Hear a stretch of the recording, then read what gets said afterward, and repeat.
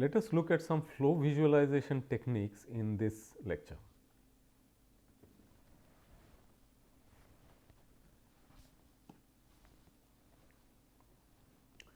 When we look at the fluids around us, which are either gaseous or liquid, most of them are found to be transparent media. And when we look at their motion, they are not observable to us through direct observation. We cannot see the patterns formed in the fluids through direct observation. Let us say when we feel wind blowing past us, we cannot see it, we can just feel it. Techniques which allow visualization of the flow are called as flow visualization techniques. We are going to look at a few of them, and for that purpose there are different ways of dividing the entire area of flow visualization techniques, but one possible way with which we begin the discussion by dividing them into two categories is tracer based methods and density based methods. In this paragraph, let us discuss about the tracer based methods. So, when they are added to a flowing fluid, they help us to observe the motion of the fluid. So, these tracers could be dyes or smoke. Differences between the motion of the tracer and the fluid has to be minimized, which has to be ensured through a proper design of the experiment. You need to choose an appropriate tracer material, you have to appropriately introduce it into the flow, you have to illuminate the flow properly, and then you have to have optical access to see what patterns are produced in the flow using the tracers. Finally, you need to record the observable information so that you can post process the information or archive it. So, most of the flow visualization methods provide qualitative information of the flow patterns, while a few may help measure the flow features quantitatively.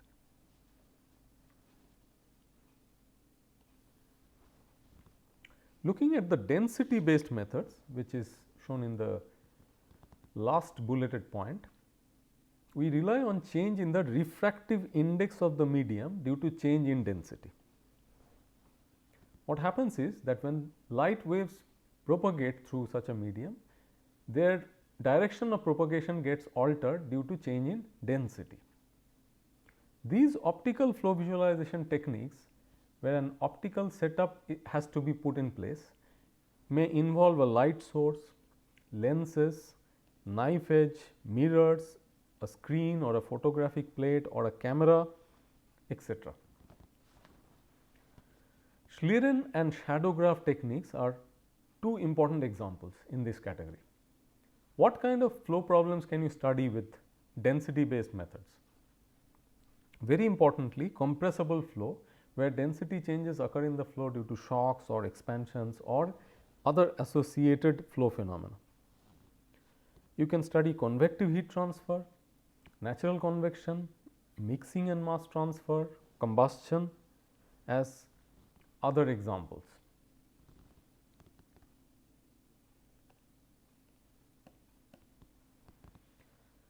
Let us have a bird's eye view of the common flow visualization techniques which you may find in a standard wind tunnel laboratory.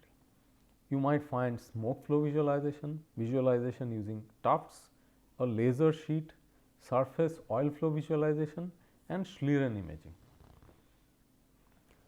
Tufts and surface oil flow are used to provide information about the state of the boundary layer on the surface, particularly to detect flow separation, reattachment, and certain other more intricate flow features like critical points. If one is interested to determine the external flow around a body, then there are more effective ways of visualizing that flow using smoke or laser sheets, and the assumption is made that the smoke or certain seeding particles which are useful for looking at the flow using the laser sheet illumination, they must follow the flow as exactly as possible, so that we have the best information about the nature of the flow field. The Schlieren technique is used for flows with large change in gas density, which we just discussed in the previous slide, and the technique relies on bending of light rays according to the density gradients which are existing in the flow field, and this is visualized by projecting it on a screen. The image has to be projected on a screen or on a photographic plate, or it has to be recorded in a camera.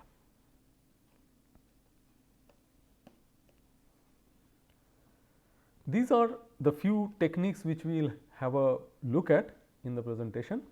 Oil flow, which is used in both low and high speed flows; tuft flow, which is used in low speed flows; free surface flow visualization using a water table, which makes use of a concept called as hydraulic analogy; visualization of the flow field using smoke flow visualization, which is used in low speeds; and dye flow visualization at low speeds in water tunnels. So, this is specifically mentioned because the other techniques that we have used here are concerning wind tunnels,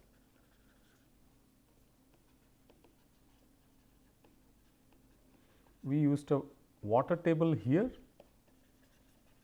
and a water tunnel here,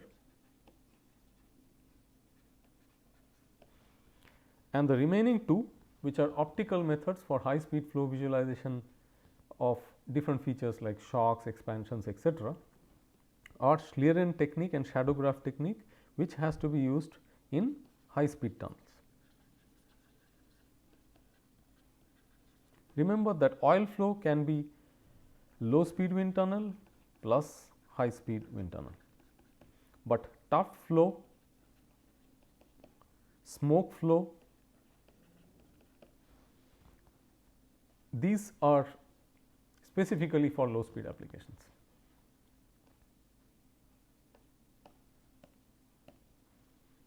Let us begin by looking at oil flow visualization, and we are looking at some of the visualizations performed at low speeds in low speed wind tunnel. So, on the left you have pictures of oil flow visualization over a square planform wing with a S5020 low Reynolds number airfoil section at two different angles of attack at a low Reynolds number of 10,000. This is low with respect to airfoils or wings. On the left hand side, which you see, you can find the oil flow traces for the low angle of attack, that is 5 degrees, and you can see that the oil flow which was the pattern initially which has been sprayed is remaining almost intact at the low angle of attack, which indicates that the flow is by and large attached on the surface, and the stresses which are created on the surface are not significant to wash away the oil pattern.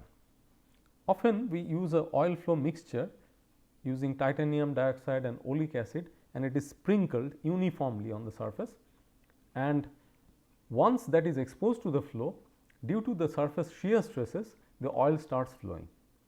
In low speed flow applications, you have to have it sufficiently fluid so that it can move even under the influence of comparatively lower shear stresses, while in high speed experiments it has to be comparatively thicker, so that even under very high shear stresses produced at supersonic speeds, it will not get washed away entirely.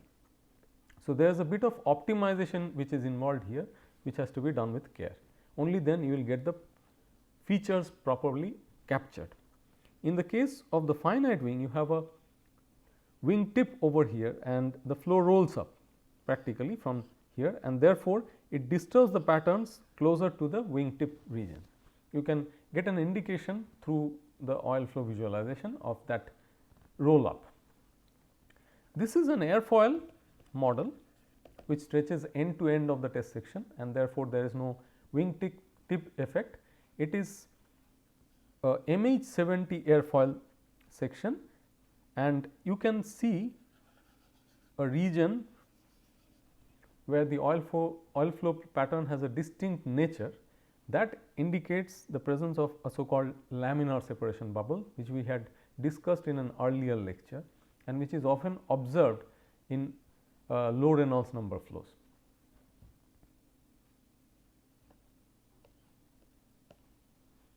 When you look at oil flow visualization at high speeds, then it may look like this.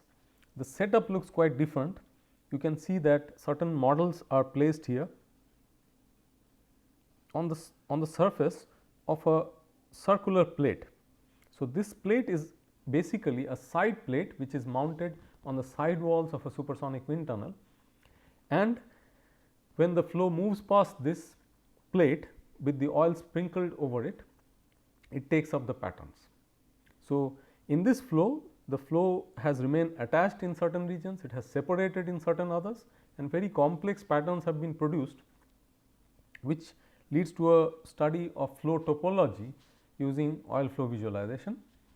The models that you see are sub-boundary layer vortex generators, which are often used in supersonic intakes and other applications where shock wave boundary layer interaction may be minimized by placing such sub-boundary layer vortex generators to energize the boundary layer.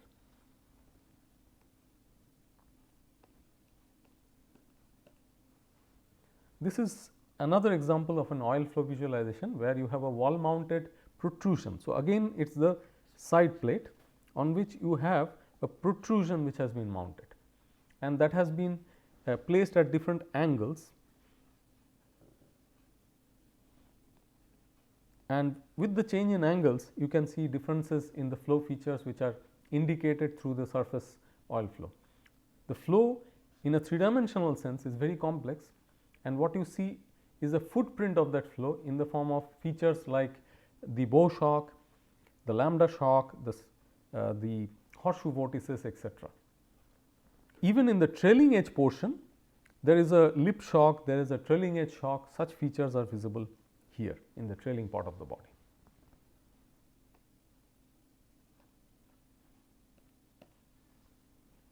Then comes another flow visualization technique where on the surface of an airfoil we have stuck a series of tufts which are basically small threads. These are basically small threads, and as you can see there are a large number of threads which are put at different chordwise locations, filling up the entire surface of the finite wing. And when you have a flow moving past this wing at different angles of attack, the tufts tend to move, aligning themselves with the local flow field, so that we can figure out different features of the flow field. You can make out by comparing these two figures that certainly the wing is at a comparatively higher angle of attack in the lower figure, because the tufts are lifting up, indicating that the flow has started to separate from that region. You have an airfoil model, EPLA 334 airfoil, which is again a low Reynolds number airfoil. These kind of airfoils are more popular in UAVs and MAVs, where the operational Reynolds numbers are much lower than what you find on passenger aircrafts.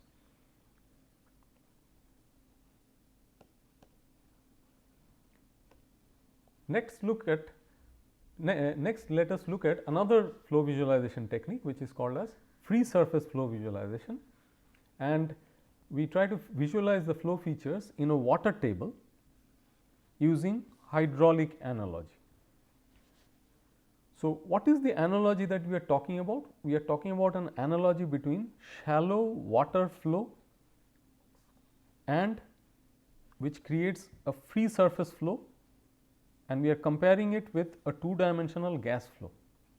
So, these two flows can be shown to be analogous to each other if you look at the governing equations of these two flow fields and you compare them. Using this concept, we try to perform the experiments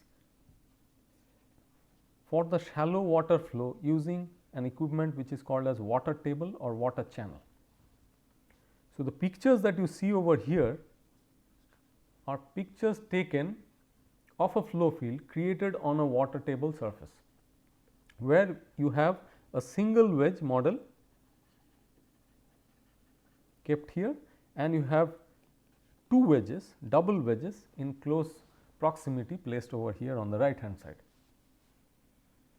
And you can make out that patterns are formed on the free surface of the water, which looks so very similar to shocks created at the leading edge of a wedge or expansion fan which is created at the trailing corners. Obviously, the appearance looks very similar or analogous. The advantage is that many practical problems in supersonic flows involving shocks, expansions can be studied in a much more inexpensive manner using a simple water table facility compared to a much more expensive supersonic wind tunnel facility. Now, what are the dynamic similarity parameters involved here in the two types of flows that we are considering to be analogous? So, one is of course, the Mach number, which is for a compressible gas flow, while the other is Froude number, which is for the free surface water flow. As long as these two numbers are matched, two different flows in a wind tunnel and a water table will be considered to be analogous. By definition, Froude number is given by Vw by under root Gh, where this is the velocity of water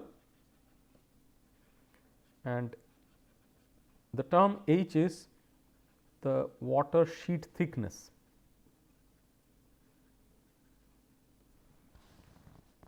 When Froude number is less than 1, you have a subcritical flow which is analogous to a subsonic flow for a compressible gas, supercritical flow for Froude number greater than 1, which is analogous to a supersonic flow for a compressible gas.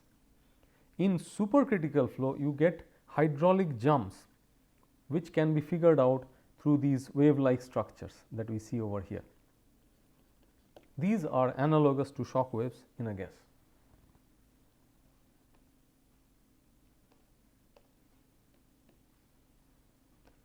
Another very interesting and important flow visualization technique is what is called as smoke flow visualization, for which you need a few things. You need to have a low turbulence silent wind tunnel, so that when you inject smoke into that tunnel in the form of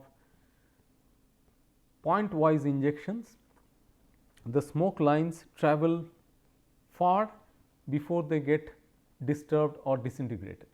So, the white lines that you see in this picture are basically the smoke lines which are carrying through a long portion of the test section without getting unstable or dissipating. Of course, upstream at some location there is a smoke injector through which the smoke lines have been produced.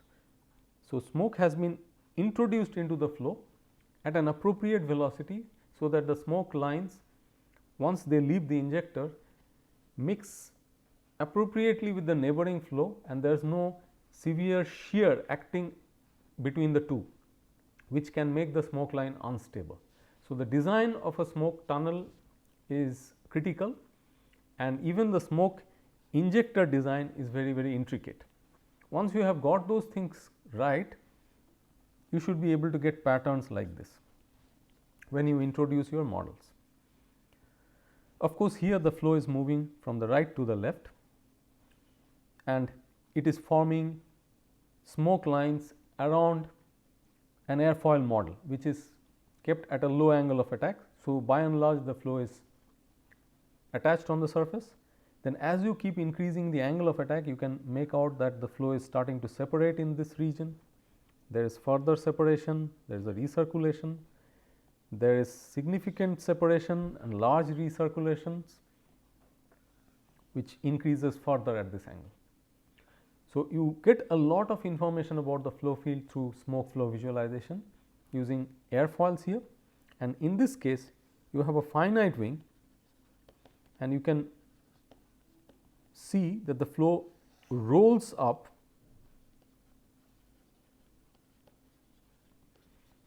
at the wing tip. Smoke lines are clearly indicating that.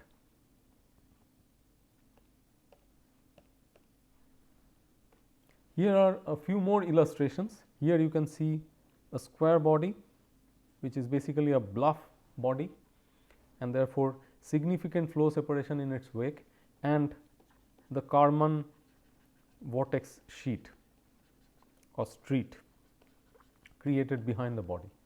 Similar is the case when you introduce a circular cylinder. Only difference is that the square cylinder being a body with sharp corners, the flow separation point is defined. It will happen certainly at the sharp corner, while in the case of a cylinder, the separation point is basically a function of Reynolds number. Again you see the von Karman vortex street here behind the cylinder. In this diagram you can see a delta wing which is held from behind using what is called as a sting, and you can see the roll up of the flow from the leading edge of the delta wing, which we have studied about earlier. This is a side view of the same model, where again you can make out that the flow is rolling up from the sharp leading edge. So, a lot of details are obtainable about the flow field using smoke flow visualization. Another very interesting flow visualization, which is confined to water tunnels, is what is called as the dye flow visualization. So, here what we do is we introduce colored dyes through small ports or holes which are located on the surface of the model appropriately. Through those points, appropriate dye material is injected again with care at a rate which would create distinct flow features in the flow field when it mixes with the surrounding water, and the dye filaments do not get disintegrated very rapidly. You can make out that this has been done with care because the flow features are revealed or sustained, so that you can make out a lot about how the flow behaves about the body as it flows. Different kinds of dye materials can be used, which are mentioned over here. In dye flow visualization, you will be recirculating the water within the water tunnel. So, when the dye tends to get smeared in the water gets colored in general, then you may need to change the water again before you continue with the visualization. We finally come to the optical flow visualization techniques, which are used for high speed flows. We are discussing about Schlieren and shadow graph techniques here. When we look at Schlieren to begin with, we are going to look at visualizing the flow field using density gradients, and you will find that in Schlieren the visualization that we see depends on the first order derivative of the density, while in the case of shadow graph it happens to be the second order derivative of density. We are again dealing with a transparent medium, most often air, in a supersonic tunnel. What is the Schlieren setup comprised of? Let us see this diagram. It has a light source, often a halogen lamp of sufficient intensity, followed by a collimating lens which receives the light from the light source and produces parallel rays of light. These rays of light move through the test section of the wind tunnel, because optical access is provided on the wind tunnel test section side windows. So, the hatched portions show the metallic part of the test section of the wind tunnel, while the dotted portion is the portion which is optically accessible. So, the light rays move through that portion and they travel through the region where density changes may be occurring when the tunnel operates. These light rays are next received by the focusing lens, which focuses the light rays at the focal point where we keep a knife edge. Further, the light rays continue and they get focused on a screen or a camera or a photographic plate. Now, when light from the source is passed through the collimating lens and then passed through the test section of the supersonic tunnel, what happens is that if you have any density variations in the flow, then the light rays would get bent. So, we are typically showing a region where density gradient does exist. If you follow the light ray which reaches that region, after crossing that region it gets bent, and in such a manner that finally when it reaches the knife edge, it gets cut off at the knife edge, because knife edge is basically an opaque surface. So, part of the light may be cut off, the light which has turned especially would be cut off. Now, the knife edge has to be suitably adjusted so that it intercepts about half of the light which is coming from the light source when there is no flow in the test section. That is done in the initial setting, and then finally when the wind tunnel runs, then we will find that some of the light will actually get cut off by the knife edge, while some other will propagate. Finally, patterns are produced on the screen which we see in the form of a Schlieren image.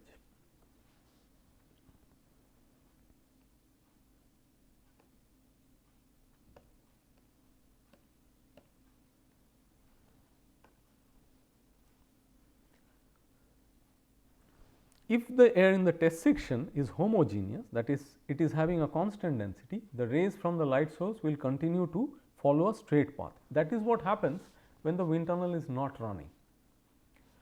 The moment the wind tunnel runs, and if you have appropriate models inside the test section which are responsible for producing a density gradient in the medium due to formation of shocks and expansions, the rays will follow a curved path. They will bend towards the region of higher density and away from the region of lower density. This we know from our knowledge of optics.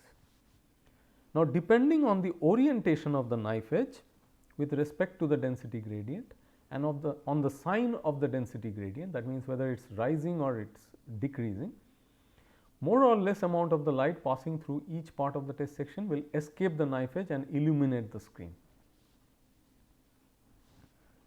If we assume that the flow which is moving through the test section is planar and it is confined to the xy plane, let the light pass through the test section normal to the plane of the flow, that is in the z direction.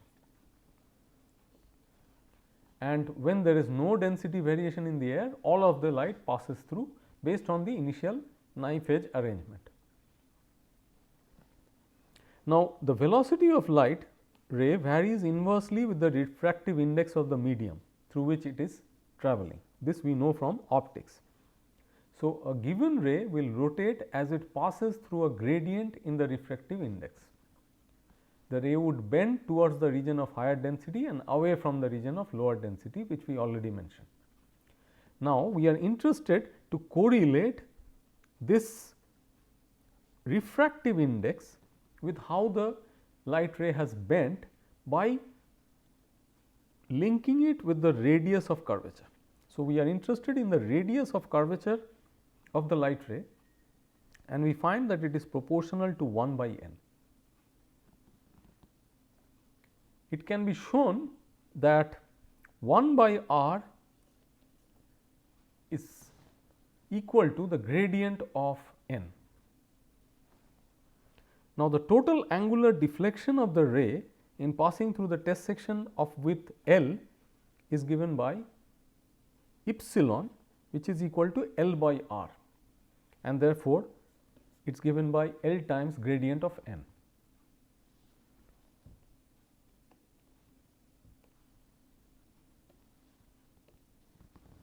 So, there is a little bit more that we need to learn about this technique, which we will take up in the subsequent lecture. So, in this lecture we discussed about several flow visualization techniques which can be applied for studying both low and high speed flows, and they included surface and flow field visualization methods.